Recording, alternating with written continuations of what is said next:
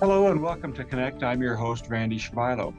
On today's show, we'll have Aimee Martens of Peryton Books, as well as Rob Frank, the engineering manager of asset preservation, talking about the Buckwold Bridge construction in Saskatoon. As always, we'd like to connect with you. Follow us on Facebook to watch new and past interviews, or email us at connectyxe@gmail.com. Used books and books in general have always had a soft spot for me. I can't go past a bookstore without stopping in, and it's even worse when I buy 2 or 5 books. Aimee Martens from Peryton Books in Riversdale has opened a used bookstore. Aimee, thank you for taking some time today and maybe shedding some light on the literary works that you have with you in the store there. Oh, thanks for having me. I want to ask you a little bit about yourself and how the passion you have for the books that you have an inventory there came to be. Who is Aimee Martens?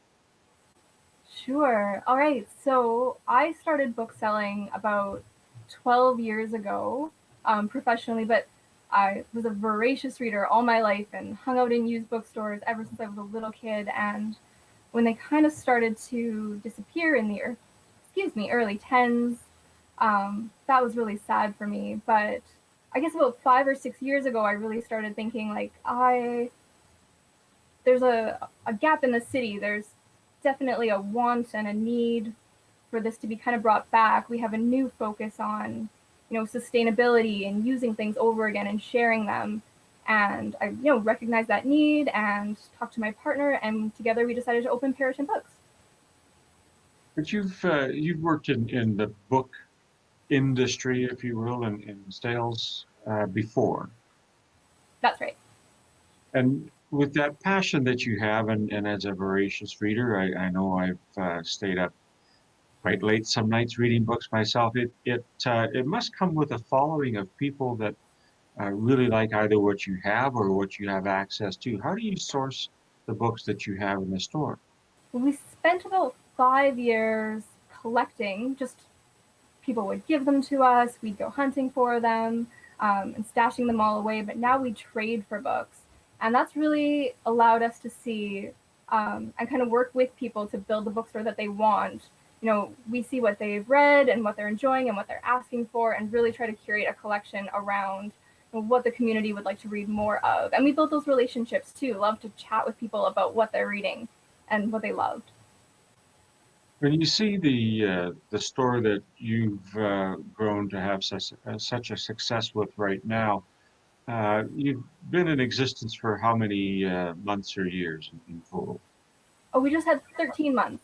13 months. So you just passed your year mark, your anniversary. And have you noticed a change with the pre-COVID, post-COVID appetite for people in the books?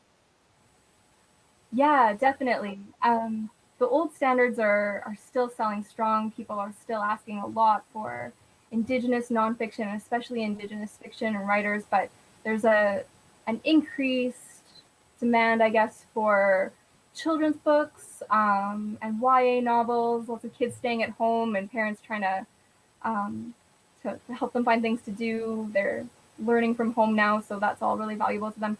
A lot more interest in fiction. Sometimes the world seems a little heavy, and that's a great opportunity for people to have a little escape.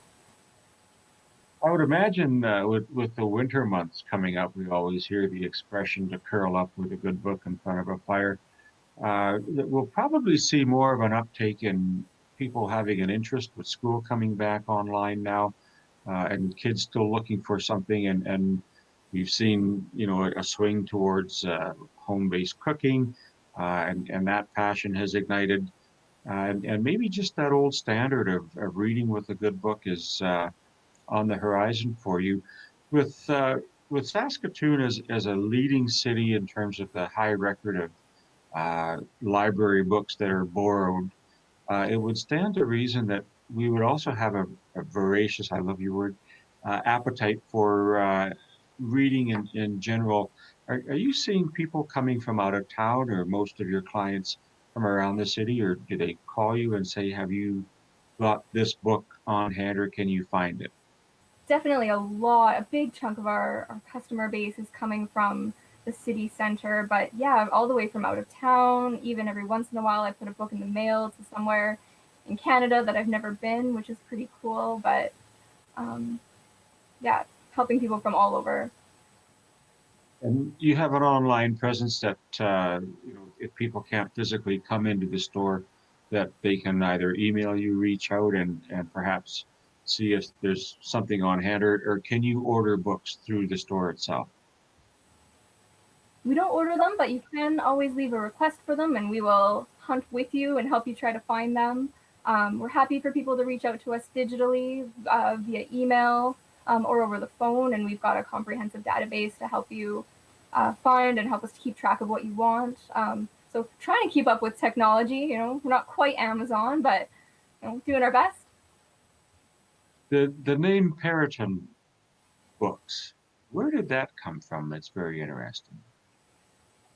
It's an homage to one of my favorite writers. His name is Borges, and Peryton is the little stag, the winged stag creature that's on our signage and on our things here. And it comes from a compilation of mythological creatures that writer did in his lifetime. And he invented the Peryton, and he invented a history of the Peryton, all the documents that it appeared in and whatnot. And that was all fabricated, and he never told anybody that. But it did come out eventually. And I loved that idea of wrapping fantasy in a history, in a fiction. That is really symbolic to me of the journey of reading and learning. And it is such a cute little character. When we look at the store itself, you mentioned earlier that we would offer some relief, I guess, with the heavy climate that you talked about. And book reading can be seen as a form of entertainment.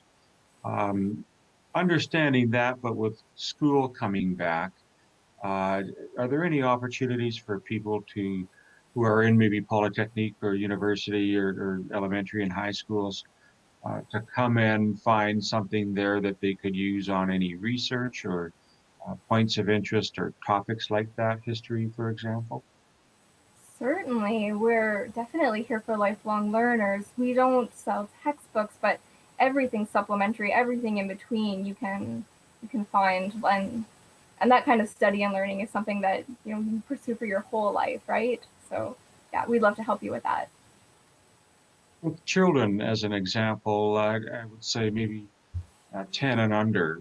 Would there be Sure. something for them, and mom and dad are bringing them down there? Would it just be for moms and dads, or is there a section that you could include some of the youth for their entertainment?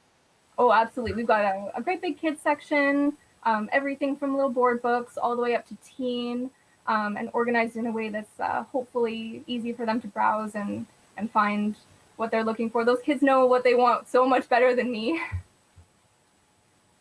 I would imagine the optics of trying to navigate through the store. A lot of your books are pre-owned or used books that have seen some use. You must have a network that you can tap into if people are looking for a specific book. It's cataloged in a particular way.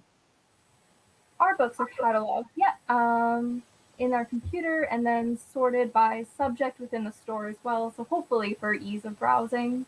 And of course, we're happy to point you at what you like. I love the network. I love the concept. It's a beautiful store to come to and visit, and I want to commend you for all that work and bringing that used bookstore feeling back to the city that we are missing a lot of. And want to thank you for your devotion to Riversdale and the voracious reading appetite that's out there. And I wish you all the best here in the upcoming months. Oh, thank you so much, Randy. All right, talk to you again, Aimee. Bye. Stay with us, folks. We're coming right back.